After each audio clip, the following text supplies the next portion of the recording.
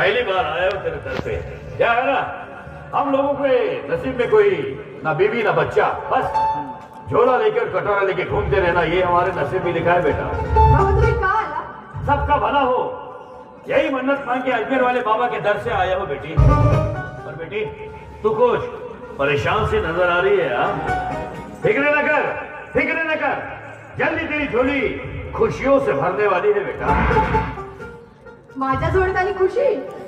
बाबा, बालपणापासून निराधार आहे मी, आणि आता तारुण्यात ज्याच्यावर विश्वास टाकावा ना, तोच विश्वासघातीच्या वाटेवर सोडत असताना माझ्या जोडीत कसली खुशी येणार? आनुस बन के जिसकी हिफाजत खुदा करे, आनुस बन के जिसकी हिफाजत खुदा करे, अरे वो शमा क्या बुझे जिसे रोशन खुदा करे। बेटा फिक्र न कर, तेरे झोली में भी फूलों की बरसात होने वाली है बेटा। फूल वेचण्याच्या प्रयत्नात काटे छाती लागत असतील तर? यही तो फर्क है, यही तो फर्क है तुम में हम जैसे फकीरों में। अरे हम फूलों के साथ कांटे भी गले लगा लेते हैं, उन कांटों ने रक्षा की, हमें वो फूल नसीब हुआ है।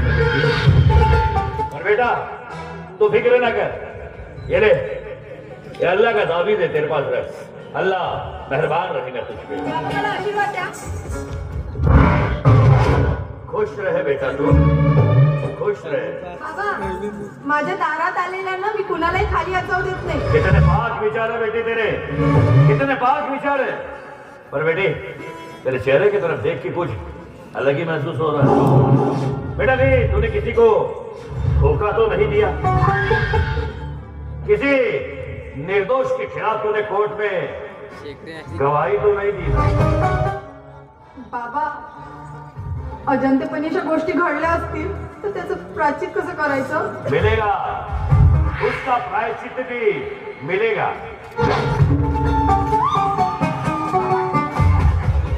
जे खूप आधी करायला पाहिजे होतं ना, ते आता करतोय। हा ती निलेश ओळखलं तू आता। हा आणि काय गे, मी त्या हवालदाराकडे धरून बसतो आहे, हा निरोप तू त्या इन्स्पेक्टरला सूट दिला ना, मला सांग नाही सांग।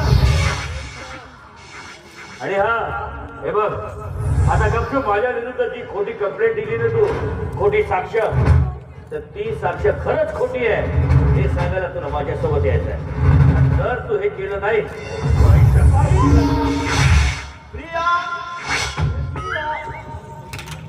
हे बघ, हा जो कोणी बाहेर येतोय त्याला कळता कामा नये, नाहीतर खुश रहे बेटा, खुश रहे तू, अल्लाह ताला तेरे साथ है बेटा, अल्लाह ताला तेरे साथ। बेटा तू ऐसे घुर घुर के क्यों देख रहा है मुझे? हाँ अब समझ में आया बेटा, अब समझ में आया। तेरे परेशानी की जड़ ये वर्दी है, दिन भर जेब तू गरम करते रहता है और घर में जाके तेरी बीवी तेरा कान गरम करती है। आता सगळं जानता बाबा, तरी पण सप्तेमा मी तोडता का? बेटा मैं तो ये भी जानता हूँ कि तू निसंतान है, तुझे संतान नहीं है, और यही दुख तुझे और तेरी बीवी को सताया जा रहा है। बरोबर आहे बाबा, बराबर है ना बेटा। पर फिक्र न कर, फिक्र न कर, जल्दी तेरे घर में बच्चे की गूंजने की आवाज सुनाई देगी। कसं शक्य आहे बाबा? अरे मैं हूं ना, मतलब अल्लाह ताला से फरियाद करने वाला मैं नाचीज बंदा जो ठहरा। हाँ फिक्र न कर, जल्दी तेरे घर में खुशहाली आने वाली है बेटा, खुशहाली आएगी। और हाँ बेटा, आज तो हम काम अधूरा रह गया, लेकिन याद रखना जल्द ही आऊंगा और तेरी कुंडली बना दूंगा मैं। हाँ फिक्र न कर, अल्लाह अल्लाह के नाम पे कुछ दे दे बेटा, अल्लाह।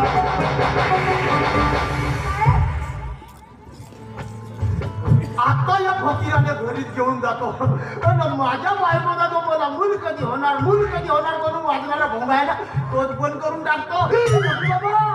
काय बऱ्याच दिवसांनी पाय वाकडे झाले तुमचे? काय झालं? पाय वाकडे झाले म्हणजे डेंजर पाय असतो, पाय सरळच नाही बापरे केवढा भेलो मी कशाला आला? हा असं विचार ना आता खूप दिवस झाले मी तुझ्याकडे आलो नाही म्हटलं यावं हात करून आपलं हालचाल बघून यावं म्हटलं प्रिया हा. तू माझ्या अशी समोर दिसलीस ना की माझी सगळी यंत्रणा बंद पडते गो मग नेमकं काय चालू असतं? हृदयामध्ये असते धडधड तुझ्या नावाचं नामस्मरण वाटतं तुला असं भाऊपासून घ्यावं आणि वसंत फुलांची अशी उधळण करून टाका पण मला असं काय सांग. पण मला आवडते ना आणि हो आता अशी दूर दूर दूर दूर जाऊ नको कारण आता आपलं होणार आहे प्रमोशन काय? तुम्ही साहेब होणार आहे? साहेब हा आणि तुला जर वाटत असेल तर मी साहेब झाल्यावर असा रात्री बेरात्री येऊन त्रास देऊ नये तर अशी माणसाच्या घरची वागणं आता तुम्ही साहेब होणार आहे? मग? माझी शुभेच्छा आहे तुम्हाला. पण तुम्ही तर आता माझ्याकडे येणारच नाही कारण सरकारी कपडे घालून यायची इकडे बंदी असते. मी कपडे काढून घे म्हणजे सरकारी कपडे काढून घरगुती कपडे घालून घे मला की तुम्ही आता साहेब होणार आहे मग काय इच्छा आहे तुमची आता? आता खूप दिवस झाले मी बघितलं नाही म्हणून म्हटलं या मग तुझी बघून. लावणी लावणी हा. आता खूप दिवस झाले मी आलो नाही मग करते का करू